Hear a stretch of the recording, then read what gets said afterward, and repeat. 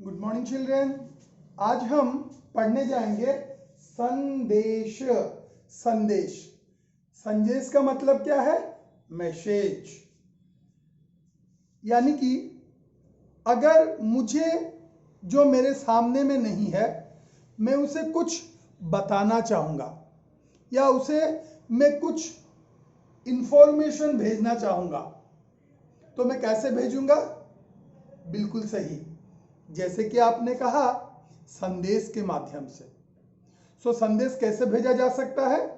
संदेश या तो पहले जमाने में पक्षियों की सहायता से, जैसे कि कबूतर,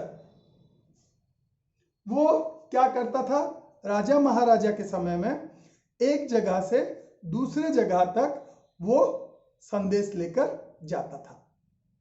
लेकिन आजकल हमारा संदेश वाहक कौन है? पोस्टमैन। पोस्टमैन क्या करता है? हमारा संदेश लेकर के आता है। और आजकल तो और भी ज्यादा इजी हो गया है, क्योंकि आजकल मोबाइल या व्हाट्सएप या मेल के माध्यम से भी संदेश भेजा जाने लगा है। आज हम संदेश के बारे में एक कविता पढ़ेंगे, ठीक है? संदेश। पर्वत कहता शीश उठाकर तुम भी ऊंचे बन जाओ, सागर कहता है लहराकर मन में गहराई लाओ, समझ रहे हो क्या कहती है उठ उठ गिरती तरल तरंग, भर लो अपने दिल में मीठी मीठी मृदुल उमंग, पृथ्वी कहती धैर्य न छोड़ो कितना ही हो सिर पर भार, नभ कहता है फैलो इतना ढक लो तुम सारा संसार। कितना सुंदर कविता है। इस कविता को श्री सोहनलाल द्विवेदी जी ने लिखा है। ये जो प्रकृति है, ये प्रकृति हमें हमेशा कुछ ना कुछ संदेश देती आई है। क्या आप बता सकते हो हमारे आसपास जो चीजें हैं वो हमें क्या संदेश देती हैं? जैसे चींटी, छोटा सा चींटी, क्या कोई बता सकता है क्या संदेश देती है? एग्जैक्टली, वो हमें दिन रात मेहनत करने की सीख देती है। आप सभी को याद होगा, क्लास 1 या 2 में आप सभी पढ़े थे एक चींटी और ग्रासोपर की कहानी, जिसमें ग्रासोपर क्या करता था? आलसी होकर बैठा रहता था, लेकिन चींटी दिन रात मेहनत करता था। जब बारिश का मौसम आया, चींटी के पास बेतहास खाना थे, लेकिन गिरगिट भूख और प्यास से तड़प रहा था। अतः ये चींटी हमें क्या संदेश देती है? चींटी हमें मेहनत करने का संदेश देती है। अब दूसरा आया कौवा। कह सकते हो कौवा हमें क्या संदेश देता है? कौवा हमें मिलनसार का संदेश देता है। अर्थात जब भी कुछ खाना या रोटी का टुकड़ा कौवे के सामने आप लोग डालोगे तो कौवा क्या करता है? काव काव काव काव चिल्लाकर वो दूसरे कौवों को एकत्रित करता है। ये एक बहुत ही सुंदर उदाहरण है। तीसरा, शेर। शेर हमें क्या संदेश देता है? शेर हमें यह संदेश देता है कि हो सके तो अपनी जान दे दो, लेकिन किसी के सामने झुकना मत, अर्थात घास मत खाना। वैसे ही हमारे चारों ओर ईश्वर ने बहुत ही खूबसूरत प्रकृति बनाई है, जिसमें पहाड़ है, जंगल है, नदियां हैं, धरती है, बहुत सी चीजें।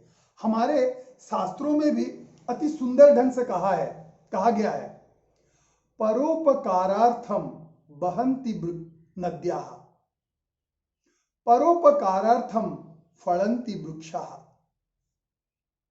परोपकारार्थम द्रुहन्ति गावः परोपकारार्थम इदम शरीरम।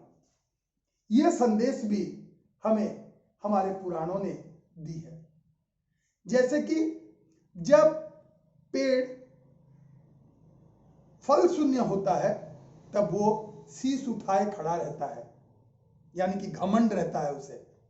जैसे ही उसमें फल आ जाता है पेड़ क्या हो जाता है, झुक जाता है, यानी कि नम्रता का संदेश हमें सिखाता है।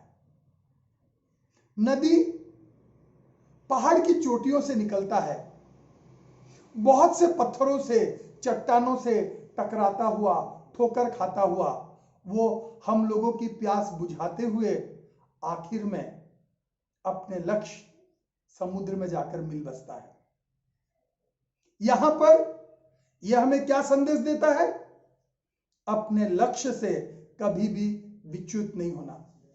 Because we face many difficulties to reach our destination, never away from your destination.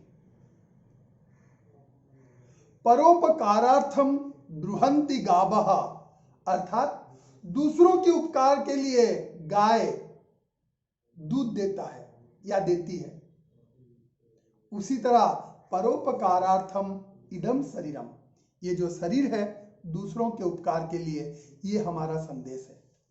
तो अब सोहनलाल द्विवेदी जी ने जो कहा है हमसे, देखते हैं। पर्वत कहता शीश उठाकर तुम भी ऊंचे बन जाओ। जैसे पर्वत हमेशा शीश उठाए, शीश यानी कि सर, हेड, HEAD, हेड। पर्वत यानी कि पहाड़, माउंटेन, MOUNTAIN। पर्वत जैसे अपना सर उठाकर हरदम खड़ा रहता है, वो हमें क्या सीख देता है, हमें स्वाभिमान के साथ, गर्व के साथ हमारा सर उठाना है और हमें भी ऊंचा बनना है। यहाँ ऊंचा बनने का मतलब धन कमाना नहीं है, ऊंचा बनने का मतलब है महान। बड़ों का आदर करना, छोटों को प्यार देना, लोगों की सहायता करना, ये सारे कर्म है जिन कर्मों को कर कर हम ऊंचे या महान बन सकते हैं। सागर कहता लहराकर मन में गहराई लाओ।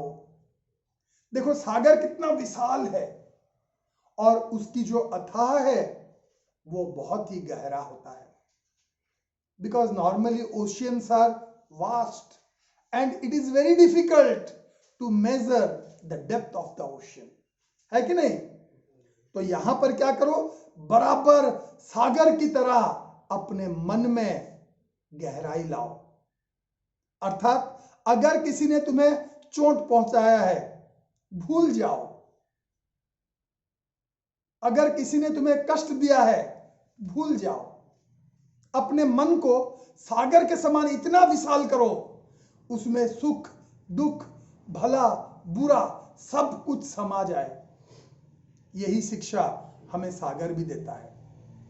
समझ रहे हो क्या कहती है उठ उठ गिर गिर तरल तरंग। जब सागर की तरंगे यानी कि लहरें यानी कि वेव्स, जब वो बार बार आती हैं, किनारे की ओर टकराती हैं, फिर वापस चली जाती हैं, फिर लहराती हुई आती हैं, फिर टकराती हैं, फिर चली जाती हैं, आखिर वो हमें क्या संदेश देती हैं, भर लो अपने दिल में मीठी मीठी मृदुल उमंग। मृदुल यानी कि मीठा प्यारा सा, उमंग यानी कि जोश। जैसे हर बार तरंग लहराता हुआ किनारे की ओर आता है, पत्थरों से टकराता है, अपने आप को तकलीफ पहुंचाता है, लेकिन फिर भी वो यह क्रम जारी रखता है, कभी भी अपने मार्ग से नहीं भटकता। उसी प्रकार अपने जीवन में हमें भी बहुत सी कठिनाइयां आएंगी। उन कठिनाइयों को देखकर घबराइएगा नहीं, तरंग को याद कीजिएगा, तरंग की तरह बार बार कोशिश करना। क्योंकि कबीरदास जी ने भी अत्यंत सुंदर ढंग से कहा है, करत करत अभ्यास के जड़मत होत सुजान, रसरी आवत जात ते सिल पर परत निशान। अगर इसे मैं कहूंगा, practice makes a man perfect. किसी चीज को अगर हम बार बार करते रहेंगे, अगर ये हमारे प्रैक्टिस में शामिल हो गया, उस चीज में हमें सक्सेस मिलना जाहिर है। पृथ्वी कहती धैर्य ना छोड़ो, कितना ही हो सिर पर भार। पृथ्वी से हमें क्या शिक्षा मिलती है? धैर्य की शिक्षा मिलती है। चाहे अपने सर पर कितना भी कष्ट, कितना भी तकलीफ, कितना भी मुश्किल क्यों ना हो, कभी भी उन तकलीफों से, उन मुसीबतों के सामने अपना घुटना मत टेकना। जितना हो सकता है अपने धैर्य को बांधे रखना और आगे बढ़ने की कोशिश करना। नभ कहता है फैलो इतना, ढक लो तुम सारा संसार। नभ यानी कि आकाश, स्काई। आकाश देखो कितना विशाल है, पूरे पृथ्वी को ढका हुआ है। इसी प्रकार नभ क्या कहता है? अपने आप को इतना विशाल करो, यानी कि अपने हृदय को इतना विशाल करो कि तुम्हारे हृदय में पूरा विश्व समा जाए और वसुधैव कुटुंबकम की रचना तुम कर सको। कैसे?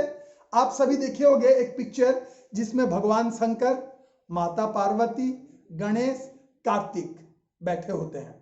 क्या आपने कभी देखा है? गणेश जी के पास कौन है? चूहा। शंकर जी के पास कौन है? सर्प महाराज, नागराज। मां पार्वती के पास कौन है? शेर।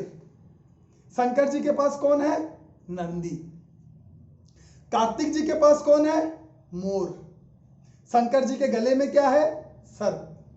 अगर देखोगे, इनका एक दूसरे के साथ शत्रुता है, एक दूसरे के साथ वैर भाव है, यानी कि सांप और चूहा कभी दोस्त नहीं बन सकते, मोर और सांप कभी दोस्त नहीं बन सकते, गाय और शेर कभी दोस्त नहीं बन सकते। लेकिन इन लोगों ने अपने हृदय को इतना विशाल बना रखा है कि वो सब आपस में भाईचारे के साथ रहते हैं। तो आखिर में नभ भी हमें यही संदेश देता है कि तुम्हारे हृदय को इतना विशाल बनाओ ताकि तुम्हारे हृदय में सब कुछ, सब कोई समा सके।